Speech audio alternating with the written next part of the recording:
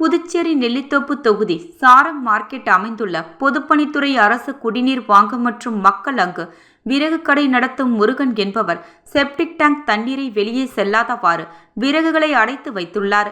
அதனால் அங்குள்ள கடைகள் மற்றும் குடிநீர் பிடிக்க வரும் மக்கள் வழிக்கு விழுகிறார்கள். அது மட்டுமின்றி துர்நாற்றம் அதிகமாக வீசுவதால் அங்கு யாராலும் கடையை நடத்த முடியவில்லை.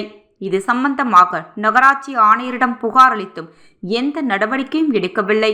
இதனை வேதனையுடன் பொதுமக்கள் கூறுகின்றனர். புதுச்சேரி அரசு மக்களுக்கு எவ்வளவு விழிப்புணர்வு நோய் தொற்று வராமல் பாதுகாக்கும் நிலையில் சாரம் மார்க்கெட்டில் செப்டி டேங்க் குடிநீர் மற்றும் உணவகம் இருக்கும் இடத்தில் தேங்கி நிற்பதால் மக்களுக்கு கொசு பாதிப்பு அதிகமாக உள்ளது. வயதானவர்கள் வழிக்கு விழுந்து உடல்நலம் சரியில்லாமல் ஆகிறது. துர்நாற்றத்தால் குடிநீர் பிடிக்க மக்கள் அஞ்சுகின்றனர். எனவே இதை உடனடியாக தொகுதி சட்டமன்ற உறுப்பினர் ரிச்சர்ட் ஜான்குமார் அவர்கள் கவனத்திற்கு எடுத்து சென்று சரி செய்து தருமாறு பகுதி மக்கள் வேண்டுகோள் விடுக்கின்றனர்.